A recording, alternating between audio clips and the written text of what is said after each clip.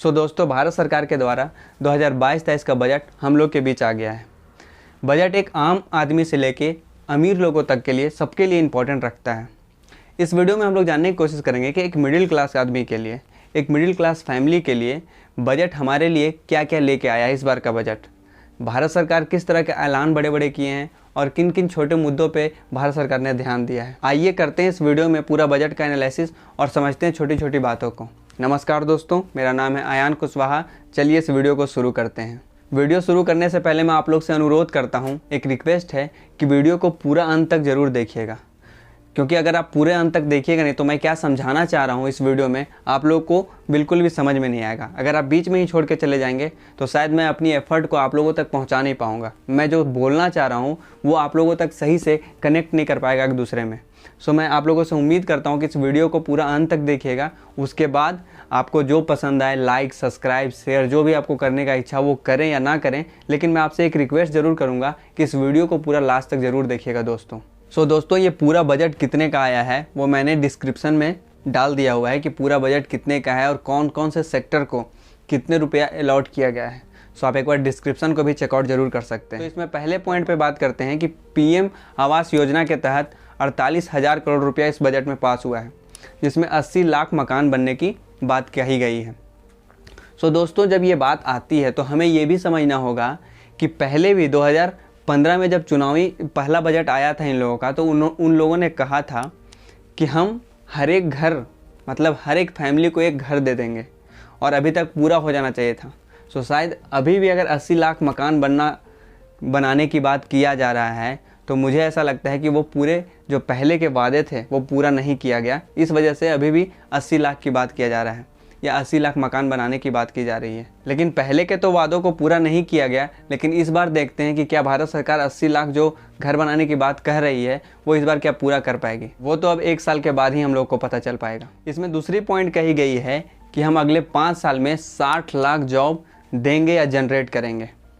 मैं फिर से 2015 की बात करना चाहूँगा दोस्तों, क्योंकि 2015 के बजट में भी इस बात को कहा गया था कि हम हर एक घर से रोज़गार जनरेट कर लेंगे। और अभी जो भी 2015 के बाद 2022 की जो भी सरकार चली है उससे आप अंदाज़ा लगा सकते हैं कि किस तरह से सरकार की या बेरोज़गारी की हालत रही है। देखते हैं कि 60 लाख जॉब पता नहीं आ पाएगा कि नहीं या जनरेट कर पाएंगे कि नहीं ये लोग, लेकिन जो बड़े बड़े वादे कर रहे हैं या इस बजट में ऐलान किया गया है वो देखते हैं हो पाते हैं कि नहीं। क्योंकि सरकारी आंकड़ों के हिसाब से अगर देखा जाए तो केंद्र सरकार के पास 8.25 लाख की वैकेंसीज अभी तक खाली है। और पिछले चुनावों में भी इन लोगों ने वादा किया या हम लोगों को ऐलान करके बताया था कि हम 2 करोड़ नौकरियां को जनरेट करेंगे। और जॉब किस तरह से अभी भारत देश में चल रही है, बेरोजगारी किस तरह से है, ये आप लोगों को बताने की ज़रूरत नहीं है। इसमें 3rd नंबर का जो ऐलान है वो 400 वंदे भारत ट्रेन और भी भारत देश में अगले 3 साल में बनाए जाएंगे या लाए जाएंगे। ये बहुत ही अच्छी बात है कि हमारे देश में हाईली अपग्रेडेड ट्रेन को लाया जाएगा और चलाया जाएगा। लेकिन हमको इस बारे में भी सोचना होगा, जो पुराने ट्रेन हैं हमारे देश में वो काफ़ी ज़्यादा एरिया कवर करती है और हमारे देश की ट्रेन की किस तरह से हालत है ये बताने की ज़रूरत नहीं है। वो ना ही समय से पहुंचती है और ना ही उनमें सही से व्यवस्थाएं होती है। मुझे ऐसा लगता है कि पहले के ट्रेनों को पहले ठीक करने की कोशिश करना चाहिए। वैसे ये अच्छी बात है कि नई वंदे भारत ट्रेन आएगी, लेकिन मुझे ऐसा लगता है कि पहले पुराने ट्रेनों को, जिसमें हादसाएँ इतने ज़्यादा होती है और जो सही तरीके से काम नहीं कर रही है, उनको पहले सही करने का ज़्यादा ज़रूरत है दोस्तों। अब बात कर लेते हैं चौथे पॉइंट पे। ई विद्या योजना के तहत एक डिजिटल विश्वविद्यालय बनाया जाएगा और उसमें 200 टीवी चैनलों को ऐड किया जाएगा। बट हमको ऐसा लगता है दोस्तों कि हमारे देश में ऑनलाइन स्टडी से ज़्यादा फोकस हमारे देश के जो सरकारी स्कूल हैं उन पे करना चाहिए, क्योंकि हमारे देश में कई सारे सरकारी स्कूल हैं जिस पे पढ़ाई होता ही नहीं है सही तरीके से। दोस्तों, हमें ये भी जानना होगा कि हमारे देश में पहले भी एजुकेशन पॉलिसी आ चुकी है, पहले ही ऐलान इसका कर दिया गया है, लेकिन अभी तक इसे इम्प्लीमेंट करने की कोई बात नहीं की जा रही है। हमारे देश की सरकार को ये सोचना चाहिए कि एक ऑनलाइन एजुकेशन किस तरह से हमारे देश के बच्चे को प्रभावित करता है ये आम जनता अच्छी तरीके से जानती है।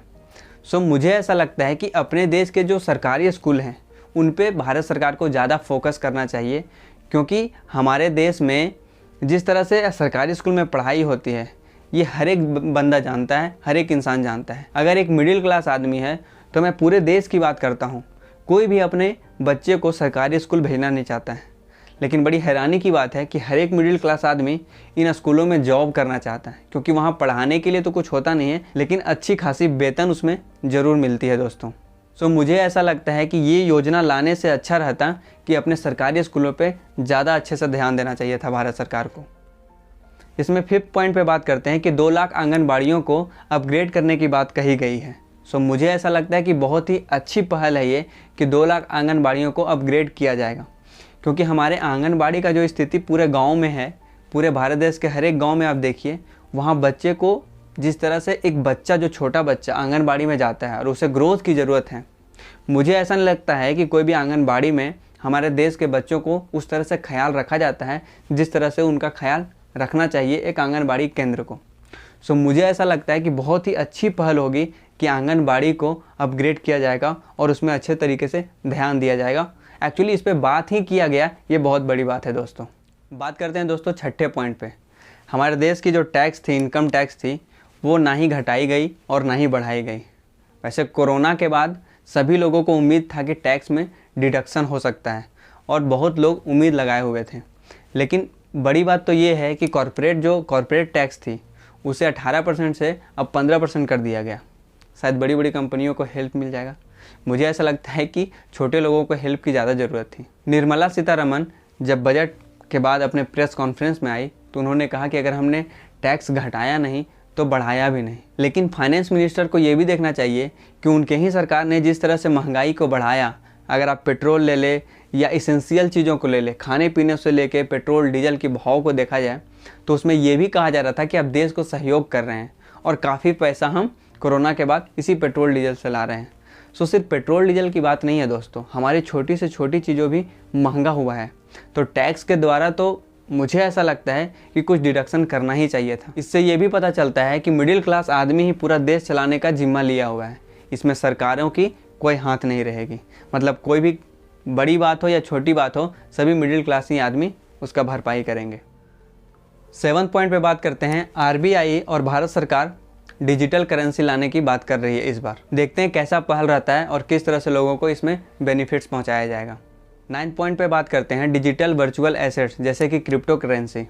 भारत सरकार के द्वारा ऐसा इशारा किया जा रहा था कि इसे अब बंद कर दिया जाएगा, लेकिन इस बजट में उसे प्रॉफिट पे 30% टैक्स का ऐलान किया गया है कि अगर जो भी प्रॉफिट होगा, जिस तरह की कमाई होगी उससे, उस पर आपको 30% का टैक्स देना होगा दोस्तों।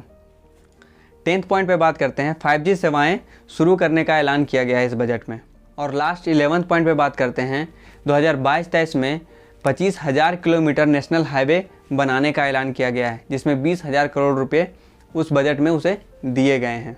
वैसे नितिन गडकरी अच्छा काम कर रहे हैं, नेशनल हाईवे को जिस तरह से बना रहे हैं हमारे देश में, और जो इसका क्वालिटी है वो बहुत ही अच्छा है इस बार। और मुझे ऐसा लगता है कि देश से इसमें इंफ्रास्ट्रक्चर में काफ़ी सहयोग मिलेगा देश को, और काफ़ी जॉब भी इससे जनरेट होंगे दोस्तों। ये बहुत ही अच्छी बात है। बट ये जो भी ऐलान हुए हैं वो अच्छे हैं या बुरे हैं, आप इस वीडियो को देख करके खुद डिसाइड कीजिए। लेकिन निर्मला सीतारमण जिस तरह की बात कही अपने बजट को शुरुआत करने के साथ साथ, वो आपको बताना ज़रूरी है। वो एट 100 की बात की है। कहने का मतलब ये हुआ कि हम अमृत काल में अभी से प्रवेश किए हुए हैं। 75वां साल अभी आज़ादी का मना, और इसके बाद हम अमृत काल में प्रवेश किए हैं, जो 100 साल एट 100 होने के बाद हम इसे अमृत महोत्सव मनाने की बात किया गया है कि इसके बाद हम लोग अमृत महोत्सव मनाएंगे। लेकिन बीजेपी की सरकार जब 2014 में बनी थी, उसके बाद 2015 में जो बजट आई थी उसमें एट 75 भी बताया गया था। मतलब जिस तरह से अभी बात की गई है कि हम अगले 25 साल का मोटो देख रहे हैं, उस समय पे भी 2015 के समय में भी जिस समय बजट आया था उस समय में एट 75 की बात की गई थी, और हम 75 साल में काफ़ी कुछ बदलाव देखने की बात की गई थी, ऐसा उस समय के फाइनेंस मिनिस्टर के द्वारा बताया गया था। लेकिन क्या हमारे देश में बदलाव किस तरह से आई है और किस तरह से हम लोगों को सहयोग मिला है, वो आपको अच्छी तरीके से पता है। हमारे देश में किस तरह से चीज़ों को अच्छा रखा गया, किस तरह से बड़ा किया गया, और किस तरह से एक आम जनता को, एक आम मिडिल क्लास आदमी को किस तरह से बेनिफिट हुआ, यह किसी से छुपा हुआ नहीं है। जिस तरह से हमारे देश में गरीबी बढ़ गई, महंगाई बढ़ गई, अनएम्प्लॉयमेंट बढ़ गया, उस तरह से मुझे नहीं ऐसा लगता है कि एट 75 जो बताया गया था वो बहुत अच्छी तरीके से काम किया या हमारी सरकार ने बहुत अच्छी तरीके से उस पर काम किया। अब इस बार का बजट में जो एट 100 की बात की गई है वो देखने वाली बात होगी कि अगले कुछ सालों में किस तरह से हमारे देश की सरकार इसमें किस तरह से काम करती है। सो उम्मीद करता हूँ दोस्तों कि आज मैंने जो भी बात किया आप लोगों को अच्छा लगा होगा। अगर वीडियो अच्छा लगा होगा तो अपने दोस्तों के साथ ज़रूर शेयर कीजिएगा। हमारे चैनल पे अगर नए होंगे तो सब्सक्राइब ज़रूर कर दीजिएगा यार, आपका क्या जाता है। और इस वीडियो को लाइक भी ज़रूर कर दीजिएगा। मिलते हैं अगले वीडियो में। बहुत बहुत धन्यवाद।